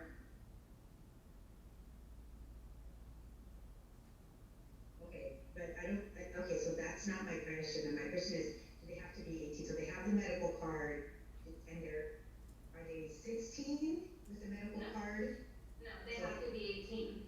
So per the state regulations, they have to be 18. Okay, so the way that I'm reading this particular part of the ordinance, it doesn't say that. It says under age 21. It doesn't say between ages 21 and 18. So I was a little concerned about that because I was like, somebody who's 12 can go in there if they have a medical marijuana card if they're accompanied by somebody. So you're saying that this only applies to someone who is a legal adult, right? So they're over 18, but under 21 if they have the card and if they're accompanied by a person that's listed there. That is correct, yes. And like I said, it's also is regulated the same way by the state. But perhaps, it could be clarified further. And it could be something that we can work on amending later on in our cannabis ordinance. Okay, so I think what you're saying then is where it says, unless the individual is a qualified patient. So a qualified patient, the definition of a qualified patient is they have to be 18. Is that right? That is correct. Okay. Yeah, I think it was, I wouldn't mind if it had that in there, only because when I read that, I was like, well, does that mean anyone under 21? But, I guess, I think it would make it cleaner if we could put something like that in there that just said qualified patient, maybe in parentheses, age 18, or maybe a definition of what qualified patient means. I think that would make it cleaner. And I know that that's not part of the resolution, part of what we're doing today, but I just read that and I was a little surprised with the language, and so I was just hoping that could be that would be clarified. If it is 18 to 21, I think that's fine, and that should be clarified.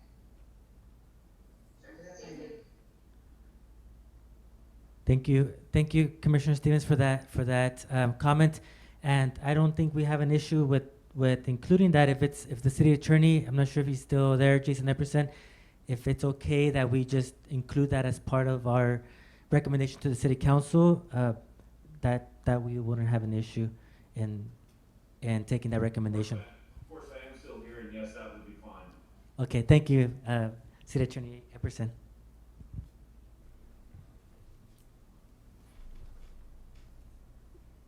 Any other questions for staff regarding the item?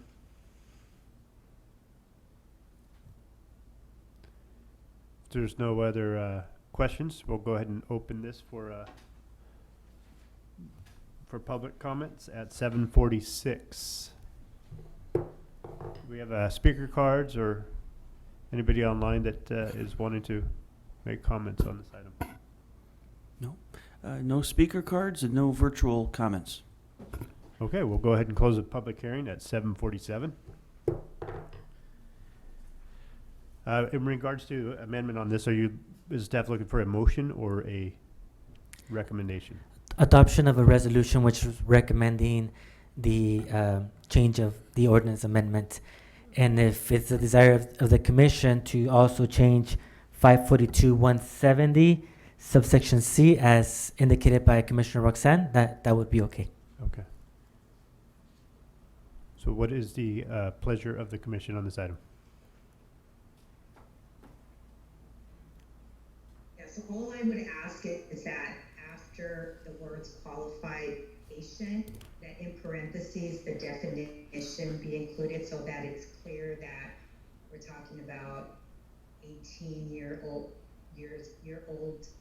people and older, not just simply anyone under 21. Commissioner Stevens, would you like to make the motion? I'll make a motion to adopt resolution recommending to City Council the adoption of the amendments to Title 17 zoning of the Hollister Municipal Code and add the definition,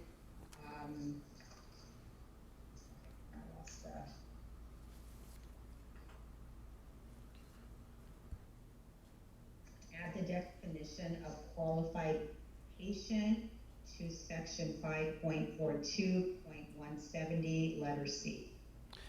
Great, thank you for the motion. Is there a second?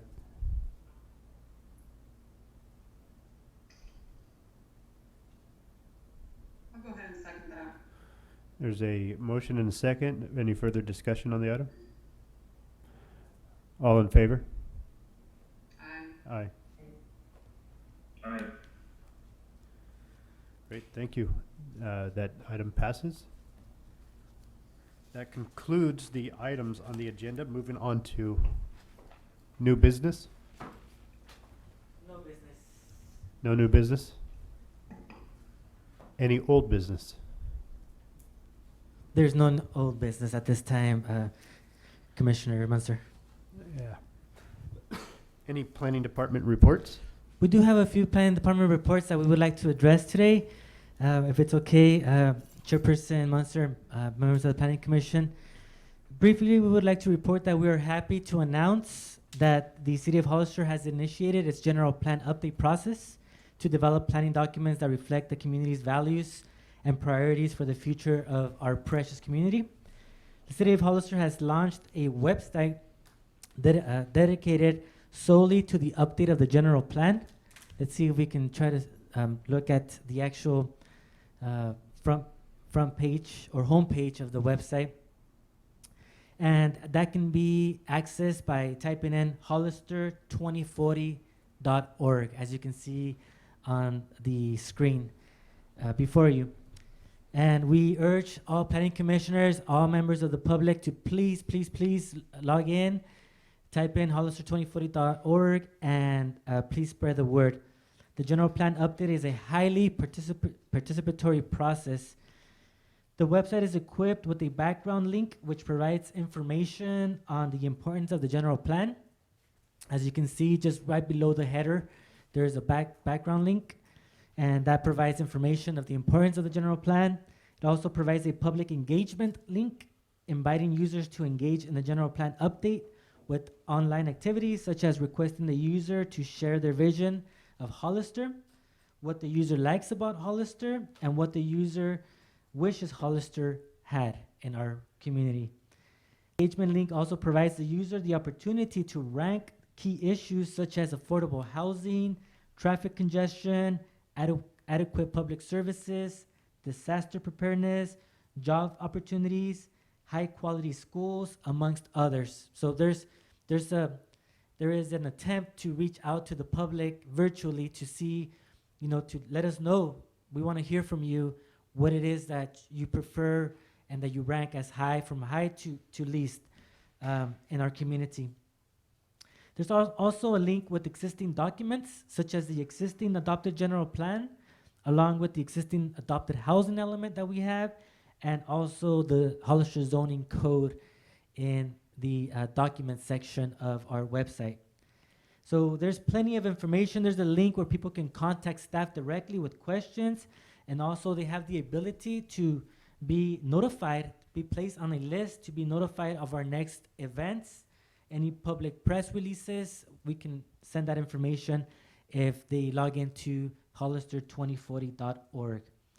There is a calendar link which provides for important meeting dates such as GPAC, future meetings, future planning commission meetings that are going to address general plan update information, and also future city council meetings that will address general plan update information.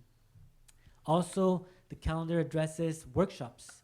So speaking of workshops, we would like to address the council and indicate the planning commission indicating that the city will have 4 upcoming workshops, beginning with one on Saturday, June 27th, this Saturday, at 10 a.m. The next one will be Tuesday, June 30th, at 6 p.m. The following one, the third one, will be on Wednesday, July 8th, at 7 a.m. in the morning for the people who would, the morning people who would like to maybe come in and log in virtually before going to work. And then the fourth one would be on Thursday, July 9th at 6 p.m. So there's 4 different opportunities to get the public engaged, and they're all 4 of the same presentations, but just 4 different opportunities that we would like for the public to participate in. And also, very importantly, we would like to mention that the website is in English, but there's also a link to also get the information in Spanish as well. What you see in front of you on the screen is also a Facebook page that we started as well in collaboration with our consultant, who has been really great, Placeworks Inc. And there is also a Facebook page, so please log in to Hollister General Plan Update 2040. Please give it a like. Please give it a thumbs up, and please share with all of your contacts. So that's the general information in regards to our general plan update. 2 other brief things, also very important. Our next report is that we would like to introduce our newest assistant planner by the name of Arely Perez. She is the one that just gave the presentation of the zoning amendments for the cannabis. We are happy to introduce her. She is the newest member of the City of Hollister Planning Department. Arely is an assistant planner for the City of Hollister, which began here in the city she started March 16th of this year. Arely is a graduate from California State University Northridge, where she obtained her bachelor's degree in urban studies and planning, with a focus on city and regional planning. Arely has previously worked as a planning intern for the city of Lancaster, and more recently for the town of Los Gatos as a transportation planning intern, and she is currently enrolled in San Jose State, working towards an education certificate in community development finance and affordable housing. We are really happy to have her on board. Thank you, Arely. Welcome. Well-deserved applause for her. And also, last but not least, we would like to share with you that the City of Hollister received a letter from the State of California Housing and Community Development in regards to the City of Hollister City Council adoption of the Residential Growth Management Ordinance that was adopted back in October of 2019. When it was adopted, the City Council directed staff to also send a copy of the document to HCD for their review.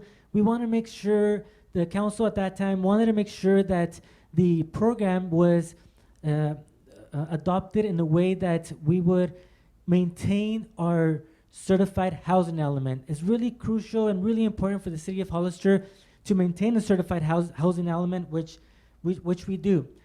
Just very briefly, certified housing element and the planning department's upkeep of the certified housing element, doing their annual general plan progress reports to the state, essentially provides for the opportunity to receive grants.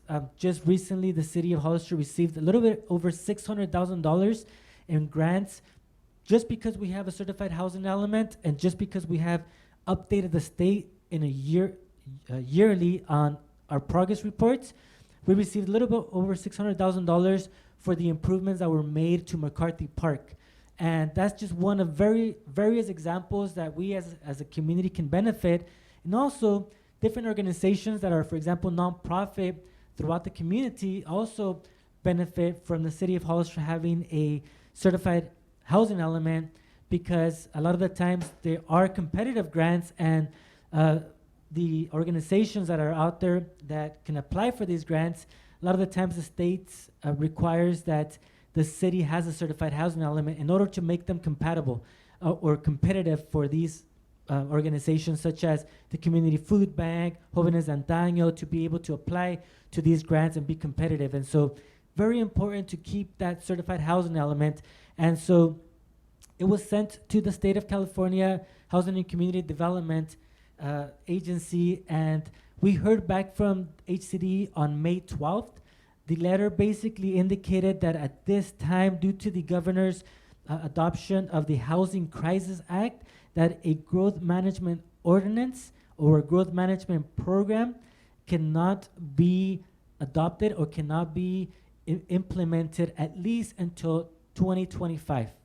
And so the letter also indicated that the city of Hollister shall place an item on the agenda for the city council to rescind or suspend the ordinance. And so that was given to the city council at its last regular meeting. And the city council actually had some questions about the ordinance that were sent to HCD, and the hope is that we will get a response from HCD and provide it in our next regular city council meeting of August. So just wanted to give you an update of what's going on with that. And the reason why I say next regular city council meeting of August is because the city council adopted a resolution essentially not having any type of city council meetings unless it is an emergency council meeting for the month of July. And that also goes with all planning commission, parks and rec commission. So just as an FYI, there will not be a planning commission meeting in July because of that resolution. So that concludes the staff reports for department reports. Be happy to answer any questions that you may have. Great, thank you for the update, Abraham. You're welcome. Any reports from the commissioners? Abraham, I have a question for you on the website, the Hollister 2040 website. So the thing that you said about the Spanish language piece, where they can go to a link and it'll take them to a Spanish language document or whatever. Is it mirroring what you see if you're looking at it in English, or is it something, will they look at something different? That's a good question. It was really crucial when we did the scope of work and when we adopted the contract with Placeworks, that it was highly crucial to also be able to produce the information in Spanish as well. So the links, the information of what the agendas will be and what will be the content of these workshops, these meetings, will be in Spanish.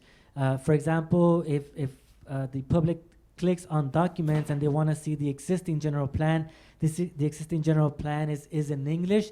It can take them to where to download the existing general plan or some of these documents. But unfortunately, some of these documents, like the housing element, the general plan, are in English, so those would remain. However, all other information in regards to what the upcoming meetings, what the meetings will be about, the workshops will be about, the agendas, all of that will be in Spanish. And I'm assuming then they will also have the ability to make their comments, to answer the questions about what do you like about Hollister, what you don't like about Hollister, so they'll be able to do that as well in Spanish, right? I'm glad you brought that up. That's absolutely right. And my colleague Eva at this time is actually putting on the screen the Spanish version of the general plan. At the top of the homepage, there is a link where it indicates the language. And so by clicking that link into the Spanish aspect of it, you'll see the translation of it. And so yes, you're absolutely right that it will be, the information will be in Spanish, and that if any member of the public would like to type in any type of information in Spanish, we would highly recommend that they do, and that they submit it in Spanish, and we would love to get it in Spanish as well and be able to incorporate it in the update of the general plan. So the answer to your question is absolutely yes. I'm glad you brought that up, Commissioner Roxanne. And so then it's like a similar question for the upcoming forums that are scheduled, the four forums. So how will the translation in Spanish be handled for those 4 meetings? Very well. Yes, so the forums that we will have them all because of COVID-19. Unfortunately, it's a big deal, because these we would wish to have more in person. However, because of COVID-19, they're gonna be Zoom. They're gonna be all virtual, and there is a link on the program, on the Zoom program, that our consultants will be managing, which will provide for the ability of if there's any Spanish speaking only, or there is a lot of people who actually understand English and can speak it. However, they feel more comfortable in Spanish, and we want to provide that aspect of they wanna listen to the workshop in Spanish. We will have a simultaneous translator and link to where we will have a member of staff provide the same information that's going on in English simultaneously in Spanish. Great. You're welcome. You're welcome, Commissioner Roxanne. I had a question for Abraham. Sure. So, on the website, well, no, not the website, but I had a question about the visioning workshops that are coming up. I didn't see anything on the website that tells people what's going to happen or how to prepare for it. So, I don't know, maybe if you know what's actually going to be happening and how is someone prepare for it. Sure.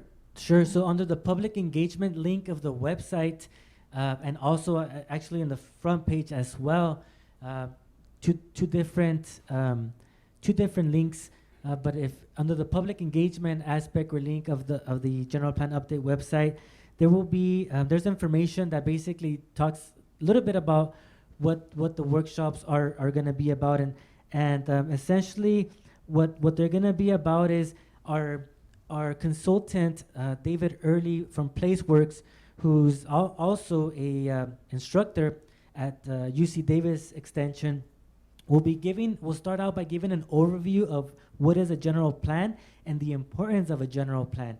And so with that, he will also facilitate with the members who are registered, and hopefully we'll have a good enough turnout so we can break into small groups.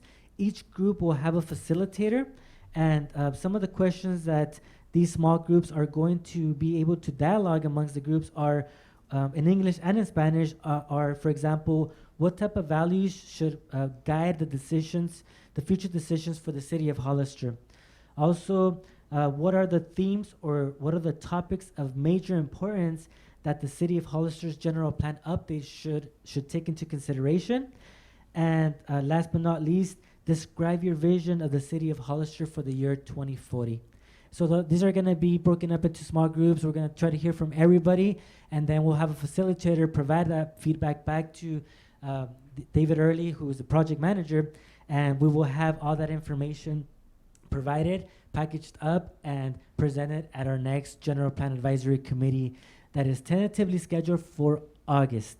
And so that's kind of a summary of what we're going to be having for this Saturday.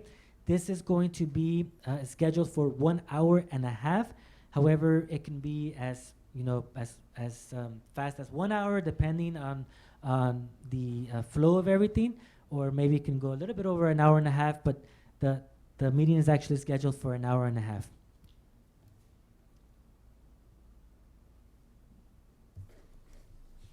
Great, thank you, Abraham. You're welcome. Any other questions for staff?